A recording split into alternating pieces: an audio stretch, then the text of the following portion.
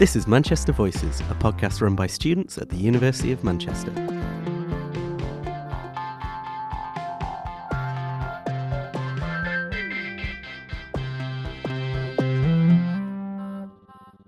Hello and welcome to Manchester Voices. I'm Georgia, I'm a second year sociology student. Hi everyone, I'm Maansi, I'm a first year student and I'm studying business management. Hi everyone, I'm Khadijat and I'm a management marketing student in my final year.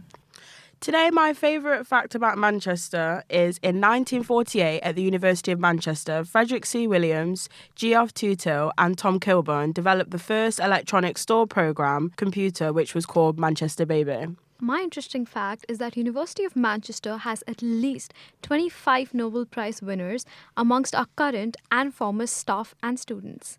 Fun fact, John Ryland of John Ryland Library here at University of Manchester was Manchester's first multi-millionaire, and his wife used his inheritance to build a library and put it in the poorest part of Manchester because she didn't think that poor people should be deprived of education and beauty. And the library is made to look like a cathedral because she felt like it should be a cathedral of knowledge. Today's episode is about getting ready for university, discussing pre-university worries and myth-busting.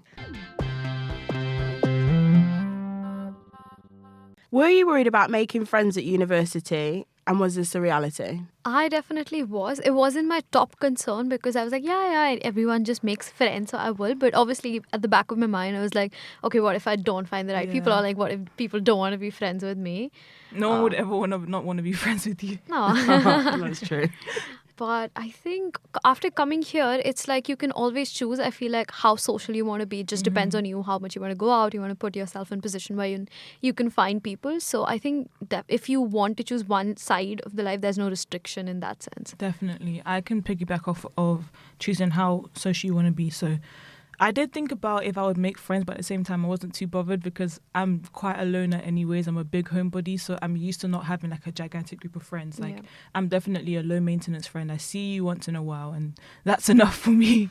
But I was kind of nervous because I thought I'd be the oldest person. Like I really thought I was 40 years old, 60 years old, 80 years old coming in with teenagers. But because I did an extra year in college because I changed courses. Turns out I'm actually not. There's a lot of people who are my age, a lot of people that took gap years, a lot of people that did placement years, a lot of people that also, changed courses like I did. So I didn't feel old at all. I also, surprise, guys, I made friends before I even started university. So I joined the ACS Instagram, and through the Instagram I asked for their WhatsApp group. Joined their WhatsApp group and basically introduced myself saying, hi, I'm Khadija, here's a fun fact about me, da-da-da-da. People were asking me about the fun fact. And then one of my now close friends, he joined and did the same thing. And he basically said that like he plays the trumpet or something. And I was like, oh, I want my kids to play the trumpet when I'm older. Something cringy now I think about it. But he popped up to me and then we just had a conversation from there. And the same thing happened with like two other people as well. So I'm very good at keeping virtual friends, so I can text all day, and from there we just built a relationship. So I definitely recommend that everyone starts to look for WhatsApp groups or Instagram groups or Facebook groups before you start university, just so when you do like make friends with people and you can invite them to places, you're less anxious because you feel like you kind of already know people. They might not be your best friend or your friends in the end, but at least you feel a lot more comfortable and Manchester feels a bit more like home. And I will say, like, as advice, you have to push yourself out there. I think I fell into the trap too much of being used to being around friends from secondary school and used to doing things, and I hadn't really made any friends. Now looking at it, going out there, making my own friends, I hadn't done that since school. Yeah. Every single day you're in your classes with your friends. At university, you can choose how sociable and not sociable you need to be. So it's really down to you. As much as it is down to the work, it's down to you of how sociable and how much you want to make friends as well. Yeah, that's a good point because a lot of people, some people will be coming from, colleges or secondary schools where their friends are also coming to Manchester. And it's great to have people that you know. And in the beginning, you can make, go out with these people and stuff like that. But like Georgia said, go out of your comfort zone and meet other people. Don't allow your old friends to be hindering you from making new friends. Or else you just be stuck in the same bubble that you've always been in, and you don't actually get to take the full opportunity that university gives you to talk and meet people from different countries and from different, social backgrounds or with different interests to you. So definitely, branch out and meet other people besides the people that you came with. Oh no, most definitely. I do have some friends in Manchester from school, and I will see them occasionally. It's a nice occasion to see them, but I've made my own friends out there. Were you worried about making the jump to university work, and was this the reality? How did you deal with it? Okay, so I'll tell you a quick, very short anecdote. So when I was doing my A-level sixth form college interviews, the interviewer did mention how the jump from GCSE to A-level is much bigger than the jump from A-level to university. And I've actually found that to be true. I felt like what you're taught and the workload isn't as much as you'd expect from university, at least with my experience being a management student. So I felt like the work wasn't overwhelming, and I did have some free time to do extracurricular stuff, except when it comes to like exam season. Then you really feel the pressure, and then you really have to get on your deadlines, and you have like 3-4 deadlines in the same week. But that's if you have like coursework and stuff like that. But yeah, so I've found that the reality is that the workload isn't as overwhelming as you think university can be, as long as you manage your time, for sure. So I'm saying like don't leave watching your lectures to the very last minute. Time management. Yeah, and also it depends a lot on the course. Like I've seen engineering and CS students, they're like going crazy with the workload. Gosh, yeah. But in my case, I was a science student till like 12th, and then I shifted to management, which is a very, I would say, laid out in like chill sort of course. So for me, it was like completely opposite. Like I came from like a very schedule wherein it was very packed with like exams, and I had to study a lot. Over here, it's not as much when it comes to management. So yeah, I definitely think it's down to the course you choose, for sure. And you should also, whenever you're choosing your courses and which modules you want to do and stuff like that, look at the assessments, like how you're going to be assessed. Is it coursework, is it exams? Look at how frequently the teaching hours are and stuff like that. Because like Maansi, I came from sciences background doing like biochem, and that is very heavy on like constantly revising. And now doing management, it's a lot more chill. No, I 100% agree. I think there are big differences in courses because they play to everybody's strengths and weaknesses. Yeah. I could never imagine doing maths or a science because I do a humanity-based subject. But it's the same as they probably wouldn't want to write loads of essays. Exactly. I do find, as you said, it's the time management, because when you're at sixth form, there's a lot more hours, or even doing your GCSEs, you're at school for a lot more hours. Everything's a lot more self-led at uni. And I do find it actually does become overwhelming because you're making all these new friends, you're in this new city, you're dealing with all these other things by yourself, which is overwhelming. And then you've got to self-regulate, get your time management, and put your pressure on yourself. There's no external pressure, really, until your deadlines or your coursework or your exams. So that's what I feel, that's what I underestimated. That's a really good point. Like, you definitely have to start building up your own, independence, resilience, discipline. That's something that I've been screaming all year to myself. Like, I need to build my discipline. Like, I need more discipline. Like, not every day take a nap when you feel like taking a nap, because sometimes you can't afford to take a nap. But yeah, it's like university, you're not being spoon-fed the way you were in college or sixth form or secondary school.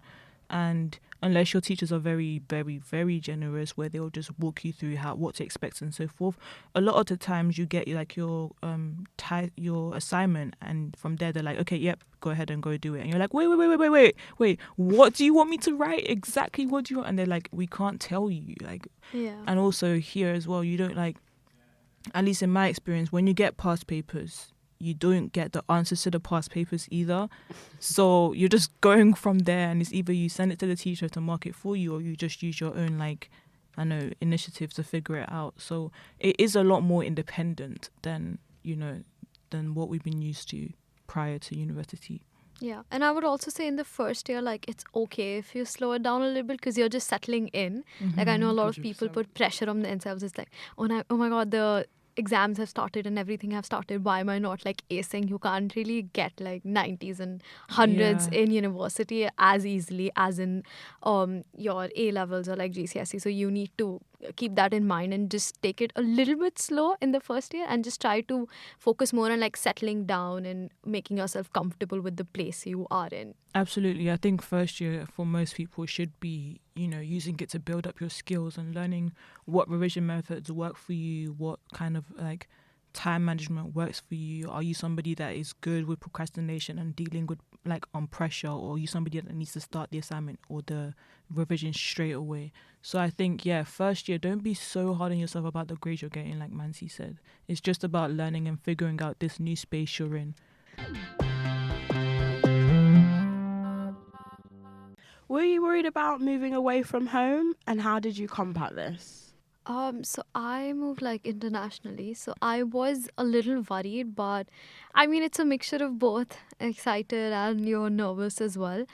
I don't know, I just winged it. Like I didn't really think. The only thing that I did is not just like overthink about it, that oh my god, I'm moving countries or anything like that. I tried to focus on the good part of it, and just staying connected with the people who are coming here, because they might also be excited about it. So I just took all the excitement from them and just focused on the good part of it. Yeah, so you're just looking forward, looking ahead, and not thinking about what you're going to be missing. Yeah, because the more you think about there's nothing that you can do. Like right now, when you're sitting in your own country, there's nothing you can do. And I know people get into the whole like circle of overthinking that, oh my god, once I'm here, what am I going to do about this? So I just try to not think about it as much. Yeah, that's really great advice. And like when that question was asked, I looked straight to you, because I was like, I can't imagine having to go from another country, because I'll be completely nervous about that. When I chose universities, because I'm from like Essex, London area, I wanted to be decently far from home, but not too far away, because I wanted to still feel like safe enough to be able to go to my family whenever I needed and stuff like that. So when my family left, on my first day officially moving into university, as soon as they drove off, I was like, okay, I'm fine. Then when I was in my room by myself, I started crying. Aww. I low-key had not like a panic attack, but I was like, the whole overthinking thing you told us not to do. I was like, oh my gosh, okay, they're gone. Whoa, what am I going to do? And then I put on Beyonce Homecoming on Netflix. And I got too like immersed into the whole dancing and following up with the routines and just like sorting out my new room and just exploring this new, found freedom and having things to look forward to. And then from there, I was pretty cool. I was pretty calm. Yeah, I would also say that the time that you're getting between like university and your school, enjoy it. Like, that's not going to come back, because you have literally like no pressure of exams, nothing that's holding you back. Just enjoy it. Focus on your hobbies and just have fun, honestly. No, I 100% agree with that. Enjoy the free time. I took my gap year for granted. I should have enjoyed it more. I was slightly different. I'm an only child, really, but I noticed I missed home when certain situations would happen. I would say I'm quite an independent person, so I just, as soon as my mum and my nonna dropped me off, I went on a walk. I like to know my surroundings. I was like, I need to know where everything is. I don't want to be lost. I went on loads of walks when I first moved. But it was more so like when I got ill, or like I'm craving my mum's food, or I was like, I don't want to eat this today. I just want my mum to cook some food for me.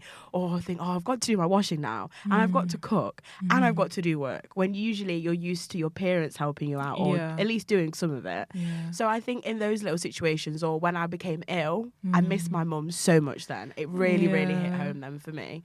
But apart from that, no, not That's too really much. great advice, the one you gave about, and I think we shouldn't skip too past that. Is like when you move in, get to know your surroundings for sure. Know where your nearest GP is. Know where your nearest like convenience store is, where you can get your groceries and stuff like that. So that's something that I want the people that are coming to university should definitely remember once you move in. And another good thing is like you can do your chores when you want to do your chores, not because you have to do your chores. Like at my house, we had designated Saturdays, Sundays where you had to do your chores and wash the bathroom, do your laundry, all that stuff. But I do them when it's convenient for me and when it's like it works with my schedule. So it's not like every Sunday, Saturday. Like if I've got a deadline coming up on Monday, I'm gonna leave Saturday, Sunday and do it on Wednesday or something. So yeah, that's another good thing to look forward to. That independence that I know most of you are probably looking forward to. Yeah. Oh yeah, no, the freedom of choosing. When I go back home for weekends, I want to wash my hair in the shower at 2 a.m. You can't do that. Why are you up at 2 a.m? Exactly. Where are you going? But at uni, when you're by yourself, nobody asks you any of those questions. Yeah, even I know a lot of my friends who were so happy to come here just because they're getting some sort of like a lot of independence rather from their parents. No one's like asking you, okay, where are you going, or like when are you coming back? So that's something to look forward to for people, I guess. Yeah, another thing that didn't make me feel as homesick is I literally speak to my family every day, at least one member of my family every day via FaceTime or WhatsApp video call, or just phone call as well. And yeah, so I they're kind of like immersed in everything I do, sort of, you know. I think that's because growing up, my mum always used to be like, if you're going to uni, if you're going to school right now, text me when you're going to school, just to know that, you know, just to check that I'm fine and stuff like that. So I just stayed in constant contact with them. As I got older, as I spent more time in uni, it became less frequent because I felt like they trusted that I was fine. But in the beginning, I was just like in a lot of communication with my family and like speaking to my siblings who are now we're all in different cities in UK now, 'cause my sister also goes to uni elsewhere. So I think that keeps us connected, having family group chats, video call, FaceTime calls, stuff like that. Yeah. Exactly. And it's very normal to be homesick and want to speak to your parents. You go from living with them for 18, 19 years and then all of a sudden you're by yourself. So is there anything that you didn't expect to happen at university and did it happen? That I made friends. To this day, my siblings still ask me, and they still joke about me not having friends. It's like, I mean, I think, yeah, that's something. No, when I say I don't have friends, I use that very loosely. I do have friends. It's just that I'm not like the going out type. And I had it in my head that I probably wasn't going to do clubbing and partying as much as most people would. And I know that that's the scene where a lot of people make their friends. You know, you see the same people at different parties, you start to like say, hey, I remember you from so and so, and then you get each other's numbers and or Snapchats or Instagrams or whatever it is, and then you become friends from there. But I don't love the whole party house every weekend, you know what I mean? Like it's not me. So I was like, I don't know how this is gonna go, but there's so many other ways you can make friends. And I've gone to cinema, I've gone to poetry nights, I've gone to like paint and sips, I've gone to games nights. So there's so many other things at uni that you can do, so many other societies that you could go to and make friends that way. So yeah, it's not all party drink culture. Like I know that there's a lot of people who are probably like me and were worried that because you don't drink you might not be able to, you know, socialize as much, but trust me, there's many other options. Yeah, and actually somehow like the exact same thing came to my mind. I don't drink either, but I was like pretty sure before coming here, even if someone asks me to, I will just say no. But surprisingly, no one has really ever like been like, oh my God, you should drink and all of that, which I do appreciate quite a lot. It's not necessary, as Khadija, you mentioned, to go partying, to just socialize. Also, when you were back home, I think I was like, yeah, I get along with everyone because I hadn't interacted as much or like that, like, you know, in a different environment. But once I came here, now I've realized, okay, fine, like, no, you can't get along with everyone and everyone has like a different energy, so you might or might not enjoy their company. So it's not just, you can't always be like, just to socialize, okay, I'm gonna go with you or like hang out just for the sake of it. Only if you enjoy the company should you actually continue to hang out. Yeah, I was actually speaking to a prospective student who was asking like for advice and stuff like that, and she was so excited about making friends and loads of friends. And I just said to her, I said a lot of the people you make friends with in the first week or so of uni, they might not be your friends going down the road, you know? Some people don't have to be friends. They can just be better off as acquaintances, because friends of friends of friends does come with a lot of drama that you didn't sign up for. So you just have to pick your friends wisely. A friend of everybody's is a friend of nobody's, to be honest. So 100%. I'm just like, so you don't have to feel like everyone has to accept you and bend over backwards to try and fit into all these different social groups. Just, you know, find your people and then you can be acquaintances with other people. There doesn't have to be beef, but you can be acquaintances with other people. And that's another point, that we come into university with like a bucket list of expectations. I'm going to find my future partner here. I'm going to find my lifelong friends here. My children's godmother or godfather is going to be here. Blah, blah, blah, blah, blah. Yeah. just let go of as many of those expectations as possible and try to be like open to anything. You know, I think that's one thing I was like, I don't think I'm going to find my husband here. But whatever happens, you know. So I think, yeah, just come in here with an open mind, but don't put too much pressure on yourself to like find your people straight away. Yeah. In fact, I think day before yesterday only, I was thinking, is there something wrong with me that I don't like so many people? Like, I don't enjoy the company of so many people. Yeah. I guess that's just natural to happen, probably. Still figuring it out though. Yeah. Let's see. I'm the exact same. I had an expectation I'd have more friends. I should have said yes to more things. I should have gone out to more things. But I think it's just the art of it. Yeah. People aren't going to like you and you aren't going to like people. You're not for everybody. And I think that's quite normal. It's back again to the drinking. It's the idea of going to spaces that you want to be like. If you go into a space where it's not focused on alcohol and it's just talking, you're more likely to make friends that don't drink. And then you can be friends with them. And it's seeing what activities you like, not what your flatmates that you like, that you've just met, what you want to do, because your chances are you're going to meet somebody that has the same morals and similarities and likes as you. Absolutely. And that's the biggest thing I've noticed. Don't just speak to people, oh, I could see I might get on with them. That's probably not going to happen. And it's okay to not like people. I said this as well. Is there something wrong with me? No, there is nothing wrong with us. Everybody's just not for everybody. Yeah. I can completely say that. And again, it's the idea of making friends of, you're not going to be friends with the people, even in texting in group chats before you go. It's nice to be acquaintances. People help for different reasons.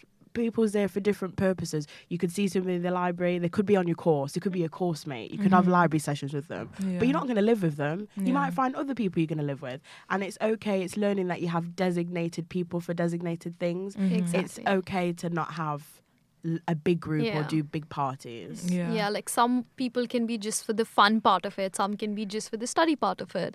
It just depends on, like, everyone has different layers, so which kind of group do you need for which layer? Also, Georgia reminded me of something that I started doing this.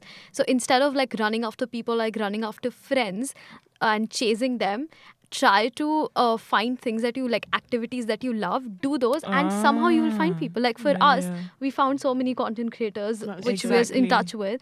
I love sports. I came here, first semester I did not do any sport, and second semester I was like, oh my god, why did I stop enjoying sports as much?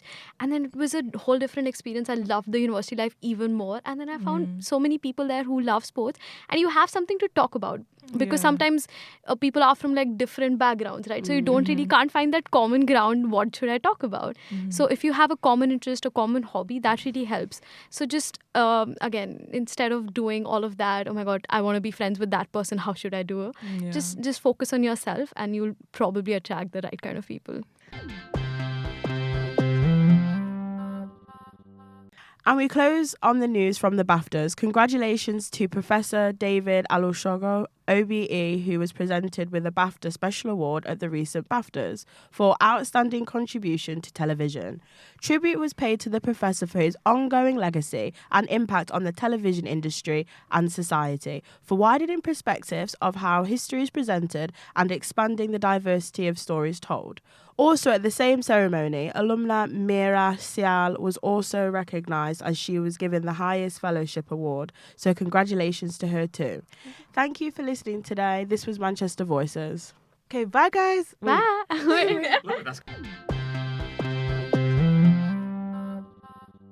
If you've got a topic you want us to discuss, drop us a message on Instagram at officialuom and mention Manchester Voices. Our jingle was created by student Maansi Ilul.